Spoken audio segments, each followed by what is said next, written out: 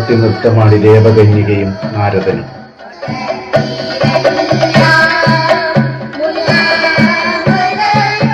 തെക്കുംപാട് ശ്രീ കൂലോം തായക്കാവ് ഭഗവതി ക്ഷേത്ര കളിയാട്ടത്തിന്റെ ഭാഗമായാണ് കേരളത്തിലെ സ്ത്രീ കെട്ടുന്ന ദേവക്കൂത്ത് അരങ്ങിലെത്തിയത്.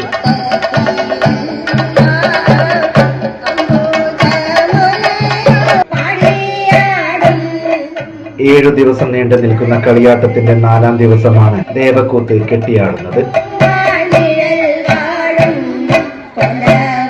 മുമ്പ് തെക്കുംപാട് എന്നത് വലിയ ദ്വീപായിരുന്നു. ധാരാളം പൂക്കളും പ്രകൃതി ഭംഗിയും ഇടതോർന്നു നിൽക്കുന്ന വനങ്ങളും പുഴയും ചിത്രശലഭങ്ങളും നിറഞ്ഞു നിന്ന പ്രദേശം.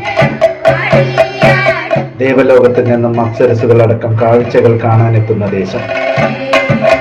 അങ്ങനെയിരിക്കെ ഒരു നാൾ ദേവകന്യകയും തോഴിമാരും തെക്കുംപാടെത്തി. കാഴ്ചകൾ കണ്ട് നടന്നു നീങ്ങുന്നതിനിടയിൽ ദേവകന്യക വഴിതെറ്റി നടന്നു. പിന്നീട് ദൈവങ്ങളെ വിളിച്ച് സങ്കടം പറഞ്ഞു എന്നും ദേവലോകത്തു നിന്നും നാരദ മഹർഷി എത്തി കൂട്ടിക്കൊണ്ടുപോകുമെന്നുമാണ് ഐതിഹ്യം.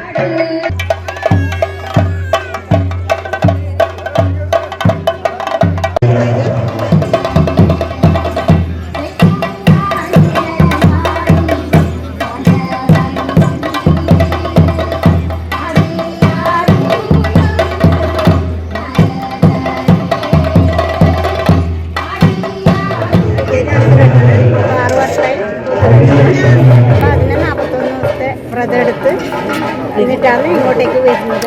വരുമ്പോൾ ഇവിടെ വള്ളംകടവിൻ്റെ അടുത്ത് ഇങ്ങോട്ട് കൊണ്ടുവരുന്നത്. പിന്നെ അതിൻ്റെ ഏട്ടൻ്റെ പെണ്ണന്മാരാണ് രണ്ടാളും പാട്ട് പാടുന്നത്. ഇതിനെ പറ്റിയിട്ട് പിന്നെ പണ്ട് ദേവസ്ത്രീ ഒരു വനത്തിൽ പറിക്കാൻ വന്നു. അപ്പം അവിടുന്ന് പറിച്ച് എല്ലാ തോഴിമാരും ഒന്നിച്ച് വന്നതാണ്. അപ്പം അവരെല്ലാം പോയി ഈ ദേവസ്ത്രീ മാത്രം അവിടെ പെട്ടു, ഒരു ദ്വീപിൽ പെട്ടു.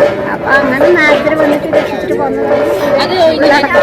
കെട്ടുന്നത് ഈ ഒരു ദേവസ്ത്രീ ആണല്ലോ അവിടെ ഇതായത്.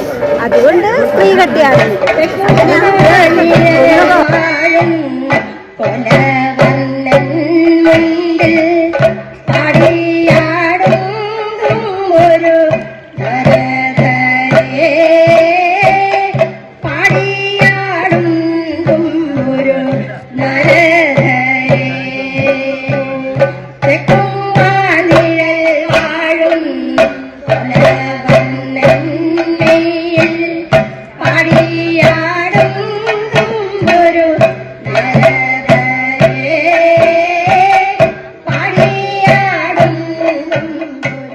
ചടുലമായ താളങ്ങളോ വാദ്യങ്ങളോ ഇല്ലാതെ സ്ത്രീകൾ പാടുന്ന തോറ്റംപാട്ടിന്റെ വരികൾക്കനുസരിച്ച് ചുവട് വെക്കുകയാണ് ദേവക്കൂത്ത് ചെയ്യുന്നത്.